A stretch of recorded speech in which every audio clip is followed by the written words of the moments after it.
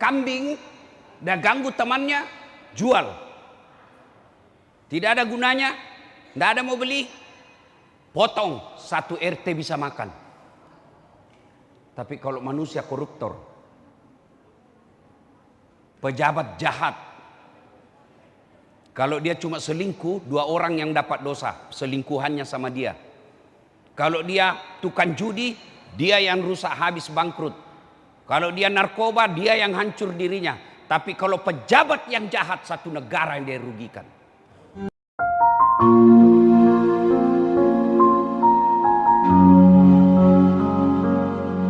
Ditinggalkan ibu bapaknya, dia tinggalkan saudara-saudaranya, datang merantau ke sini. Tapi belum ada yang punya tanah 20 hektar. Batemu turolo sumpe. Kau jauh merantau ke sini, rukomu tidak ada 20 unit. Itulah yang kau kejar sampai ke sini. Dan saya tidak yakin ada yang punya duit di sini, jamaah ya, 20 miliar. Padahal kau sudah cari uang dari subuh sampai malam. Dan saya yakin masih ada di sini yang kontrak-kontrak rumah. Coba, padahal habis waktumu itu di pasar, azan kau tinggalkan sholat duhur. Maghrib masih subuh kau itu mau tutup toko. Isya masih ada kau di pasarmu. Jam 10 kau baru kau sampai di rumahmu. Kau tinggalkan subuh, kau tinggalkan duhur, kau lepas asar, hilang maghribmu, isya kau ketiduran. Demi Allah, kau tidak sampai punya harta 20 miliar. Ada hartamu 20 miliar, tapi mulai kau dilarang makan gula. Dilarang kau makan nasi. Dilarang kau makan daging. Dilarang kau makan pedis-pedis. Dilarang kau makan semua. Apa aja bisa kau makan? Ubi rebus. 20 miliar uangnya, 2 ubi rebus tidak bisa dia makan. Dia pergi ke dokter. Apa dia bilang dokter? Pak, selama Bapak aktif, Bapak tidak kena matahari. Mulai besok, kalau bisa Pak, jam 7 sampai jam 9, Bapak keluar kena matahari. Jalan-jalan Pak ya, keliling kompleks, jangan pakai baju. Supaya kena badannya ini Bapak matahari. Kalau bisa Pak pakai celana pendek. Pakailah celana pendek sampai di sini. Pak, jangan pakai peci. Supaya kena juga semua ini kepalanya Pak. Tolong jangan pakai sendal. Supaya itu kakinya kena-kena. Jalanlah dia kompleks, tidak pakai baju, pakai celana pendek, tidak pakai sendal. Apa bedanya sama gembel? Padahal uangnya itu 20 miliar. Begitu kau kejar dunia, ternyata duniamu tidak ada gunanya. Ada orang Pak kuat lari. Kuat lari. Di Makassar itu, belum pi asan ada yang lari jalan veterannya.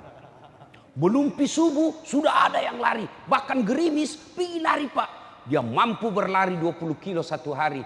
Rumahnya dari komplek ke masjid. Tidak sampai 20 meter, dia tidak pernah hadir di masjid. Padahal kalau Tuhan bilang sudah pulang kok, biar jantungmu kuat, biar ototmu keras, biar pangkatmu tinggi, rencanamu sempurna, orang-orang yang akan meluruskan semua rencanamu sukses kok. Tapi kalau Nabi bilang Tuhan dah saat pulang kok, tidak ada istilah mau kok apa kalau sudah. Nah, Bapak Ibu saudara-saudara sekalian, itulah yang kita lupa. Wa mal hayatud dunya illa mataul hurur. Dunia ini acule-culean. Dunia ini tipu daya saja. Maka Allah hadirkan supaya kau tidak tertipu, dengar kau dakwah. Kenapa pejabat kita sekarang banyak yang maling? Coba kita lihat, korupsi 200 miliar. Korupsi sampai 1 triliun. Nah makanmu saja itu 1 baskom kau tidak kasih habis. Kenapa? Tipu daya dunia. Kenapa banyak orang tertipu dunia? Tidak pernah dengar dakwah. Ibu-ibu, diam dulu ibu. Saya doakan suamimu kawin yang cerita terus. Jauh-jauh pergi ceramah di sini subuh-subuh. Orang ceramah kau ceramah juga bikin jengkel saja itu. Jaga kau, jangan panjai. Curita dasar pak gosip. Diam-diam psycho dulu. Pak, bagaimana agama mau baik? Dari lahir tidak pernah pesantren. Ya, SD, SMP, SMA, sekolah umum. Kuliah, kadang-kala ada di universitas non-muslim dia kuliah. Kuliah ke luar negeri. Hebat katanya anaknya itu. Di luar negeri masih sekolah. Itu misalnya Pak, karena Bapak kalau bawa anak disuruh naik di lantai 3. Baku kejarlah dia di atas. Mestinya kalau bawa anak ke masjid suruh simpan di samping. Bapakku itu dulu waktu saya kecil. Dengarku itu ceramah. Nanti pulang saya tanya kok. Kalau ada Pak. Nggak ada istilah dulu Pak. Sekarang baru dicubit, lapor ke perlindungan anak. Itu mi. Enak kok itu kau. Baru satu kau dengar kasus, kau melanggar itu orang tua apa. Kau enggak tahu 24 jam dia hidup sama anaknya. Kau enggak lihat itu semua. Kalau sudah agama tidak ada, apa bedanya kita sama binatang? Bahkan kita bisa lebih hina dari binatang. Kok bisa Ustadz? Bapak Ibu tahu kambing? Tahu kambing? Itu kakakku di kampung jual beli kambing sampai sekarang. Kalau ada kambingnya nakal sekali dia ganggu temannya, dah panggil penjaganya. Balu iro bembe, jual itu kambing. Suka ganggu temannya. Sampai di pasar, tidak ada yang mau beli, bawa pulang. Dia pai, potongi. Potong. Dagingnya bisa jadi coto. Tulangnya jadi konro. Kakinya jadi sop kikil. Ekornya sop buntut, pipinya sop pipi, lidahnya sop lidah. Kambing, dah ganggu temannya, jual. Tidak ada gunanya, tidak ada mau beli, potong, satu RT bisa makan. Tapi kalau manusia koruptor, pejabat jahat, kalau dia cuma selingkuh, 2 orang yang dapat dosa, selingkuhannya sama dia. Kalau dia tukang judi, dia yang rusak habis bangkrut. Kalau dia narkoba, dia yang hancur dirinya. Tapi kalau pejabat yang jahat, satu negara yang dia rugikan. Dan kalau kau tobat, susah tobatmu. Mau kau tobat apa? Kalau dosa kau kepada Allah, mengakui, menyesal, tidak ulang, ganti kebaikan, dosa apapun pasti Allah ampuni. Tapi kalau pernah kau cabat, pernah kau jadi kepala kecamatan, dan di situ ada orang kau ganggu haknya, kau tinggalkan jabatanmu, kau tidak akan diampuni sebelum kau minta maaf sama orang yang pernah kau sakiti satu kecamatan. Itu satu kecamatan. Bagaimana kalau satu negara? Kau bikin aturan yang membuat satu negara rugi gara-gara itu. Nah tunggu kau malaikat. Nah bilang kau itu paling jago dulu. Sini mah kau belender kau. Makanya ini penting dengar ceramah. Orang merasa bahagia kalau banyak uangnya. Sudah Pak, sudah. Jangan bikin gerakan lain-lain supaya Bapak tidak diperhatikan. Karena itu kalau orang dengar ceramah ini banyak setan mengganggu. Ya, diam, tunggu dulu sana. Sudah. Ada duduk tenang-tenang ya. Duduk tenang. Sudah. Oke. Bapak Ibu, saudara-saudara sekalian, ada orang merasa bahagia katanya kalau orang banyak kaya. Oke. Ada orang merasa bahagia katanya hebat kalau banyak uangnya. Oke. Ada orang merasa bahagia dan hebat kalau dia populer. Oke. Saya kasih kok saya jawab itu 3 orang. Kaya, penguasa, jabatannya tinggi, populer, gagah.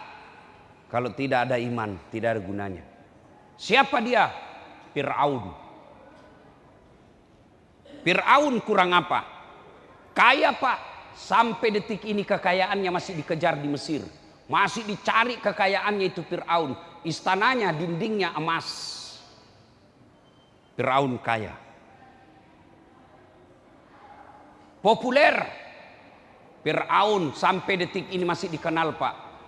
Ada namanya dalam Quran. Populer itu Fir'aun Pak. Tingkat elektabilitasnya paling tinggi. Fir'aun. Jabatan. Dia raja. Punya pasukan. Jangankan membantah. Lihat matanya saja Fir'aun tidak berani itu pasukannya. Tapi karena tidak punya iman. Allah hinakan itu Fir'aun. Apa hinanya? Satu kehinaannya. Dilaknat Allah. Kalau kita masih 50-50. 50% masuk surga.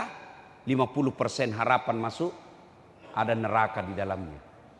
Kalau Fir'aun terkenal, kaya, populer, banyak duitnya, penguasa, cakep, ditulis dalam Quran, haram masuk surga itu Fir'aun nanti. Haram sudah ditulis.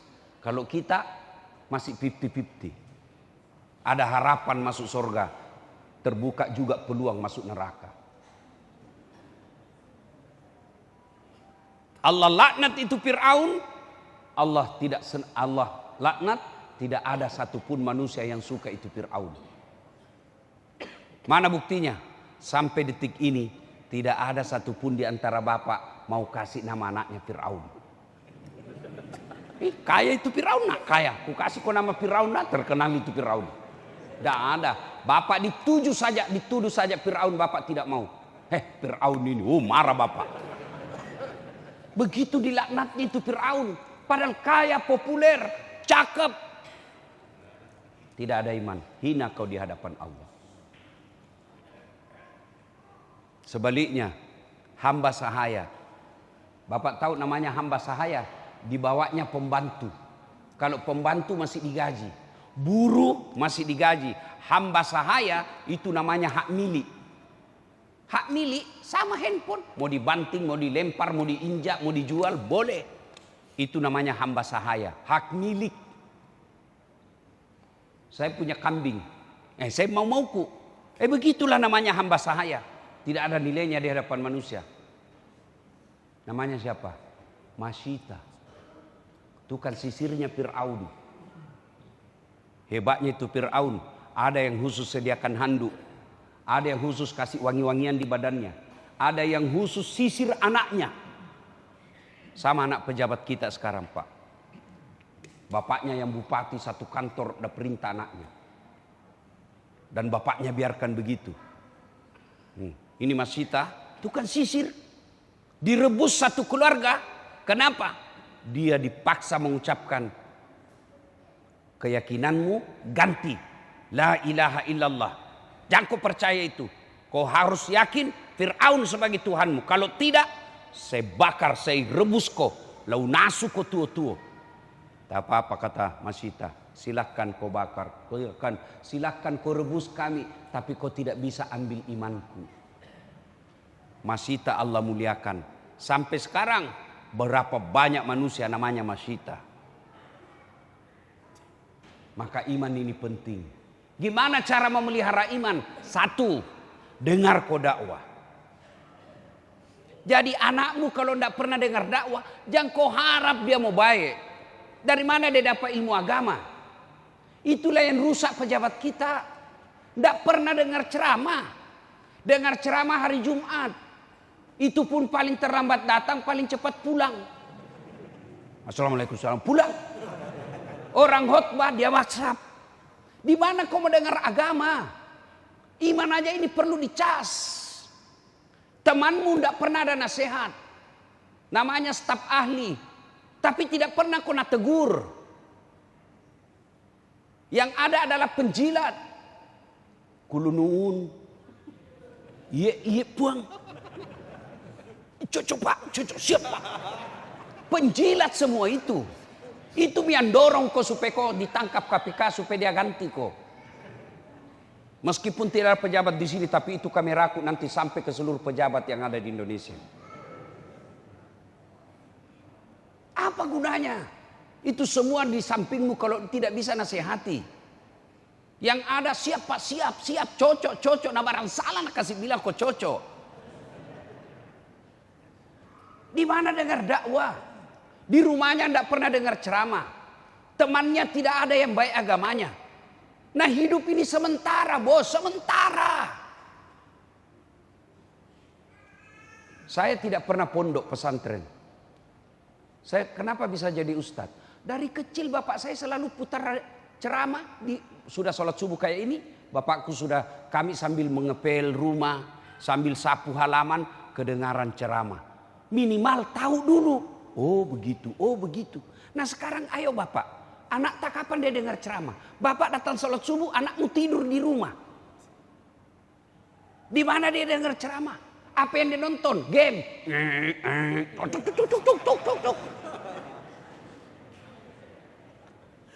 Maka jangan harap ada perbaikan agama.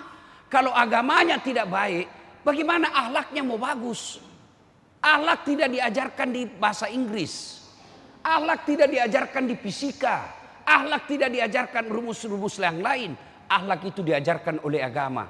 Maka jangan heran kalau banyak pejabat kita mengecewakan dan mempermalukan.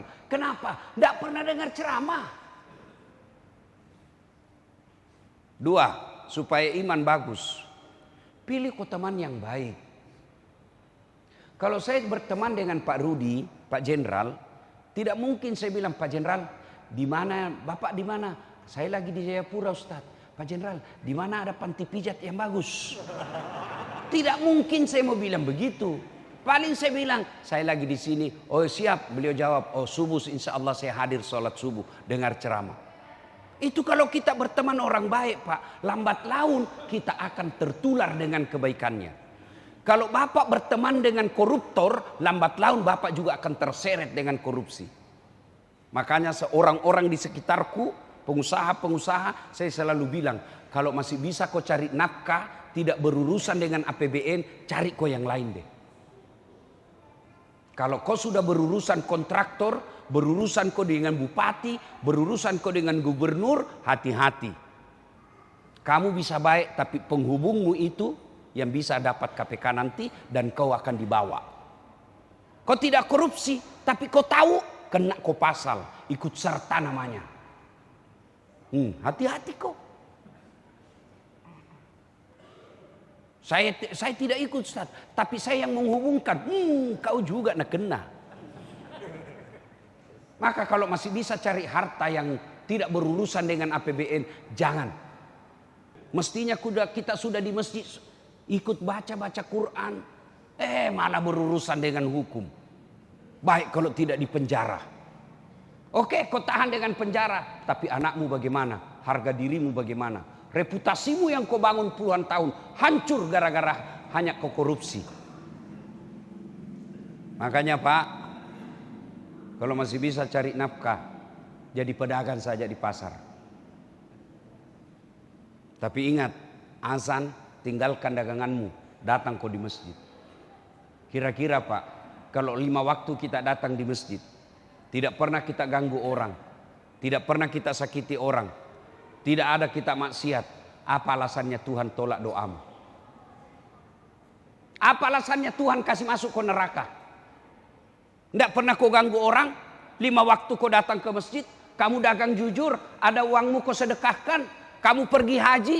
Pulang haji. 2 tahun kemudian kau pergi umroh. Apa alasan Tuhan kasih masuk ke neraka? Ini banyak orang kerugikan. Pelit. Seke. Kikirigalah paku jambatan. Tidak mau bayar zakat. Kumpul. Mati kok. Apa alasannya Tuhan kasih masuk ke surga? Nah hidup ini pasti berakhir.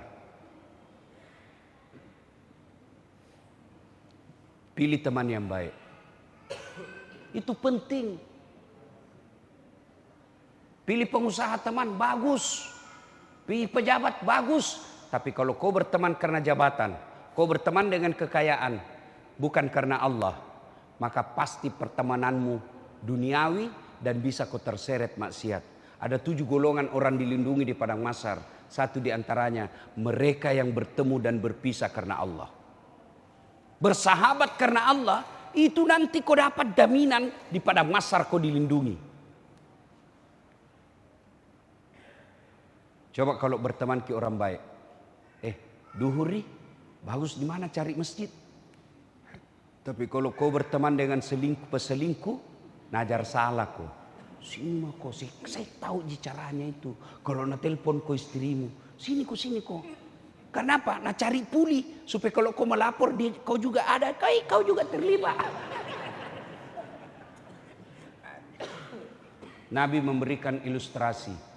Kalau kau berteman dengan penjual parfum, kalau kau tidak dapat parfumnya, kau dapat bau wanginya. Iya toh? Kalau kau berteman dengan pandai besi, kalau kau tidak kena apinya, kamu dapat hawa panasnya.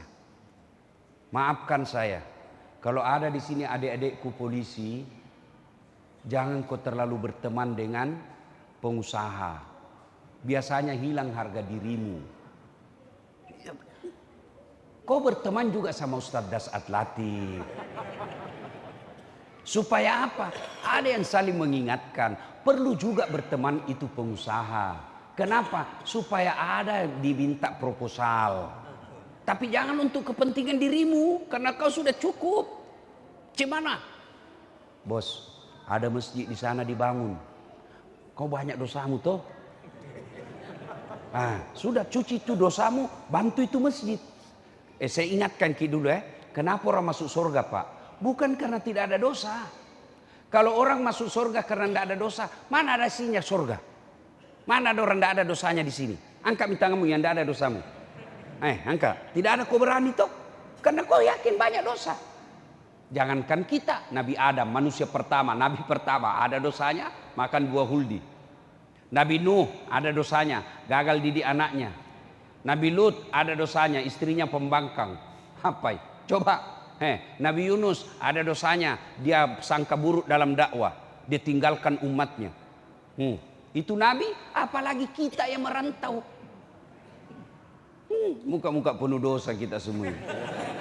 Ini yang bicara, banyak juga dosaku Pak. Dengar baik-baik. Kenapa paling orang masuk surga Ustaz?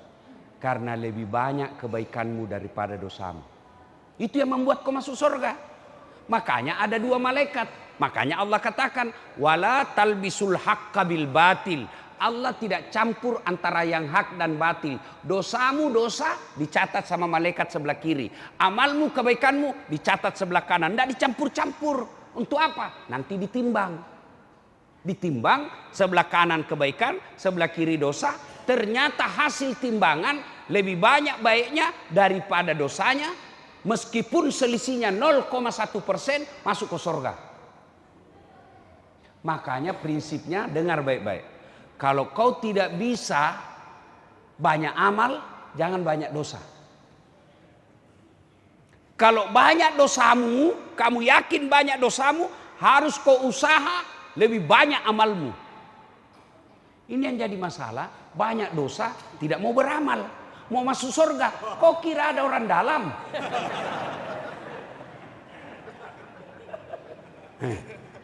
Makanya kalau ada pengusaha ditemani, ajak dia bersedekah. Bos, ada di sana pesantren kasihan.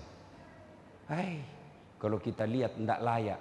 Bagaimana anak-anak tidak lari dari pesantren? Tidak bagus tempat tidurnya. Ayo bos.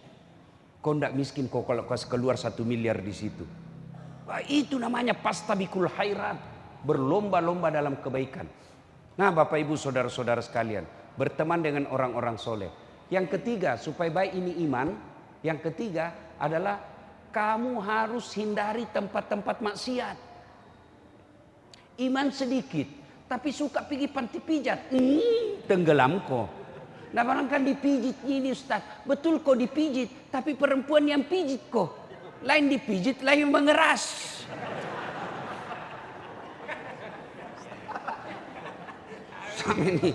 Sama ini Pak Kapolsek tadi malam, saya bilang ada ke tukang ngiru-uru ini. Bayangkan saya Pak, malamnya saya masih di Semarang, kemarin malam 12:30, sampai di Makassar, belum baris sedikit, terbang lagi ke Papua, baru sampai Papua, belum enak, langsung saya disodorkan 5 acara lah. Satu hari 5 acara Pak. Saya sampai, saya bilang sama Pak Kapolres, ada kayak ini, Pak Kapolsek ada ini tukang pijit-pijit. Saya bilang ada Justas, cuma perempuan. Saya bilang, mualek kalah. Mualek nggak lasa bos. Penyakit kok kasih saya itu. Saya memang suka juga, tapi harus saya lawan. Bohong kalau kita tidak suka Pak, bohong itu. Tapi harus dilawan, itu gunanya iman. Gunanya iman, kalau tidak ada imanmu, tidak ada yang halangi. Ya, maka dia 1, dengar ceramah. 2, pilih teman orang-orang soleh.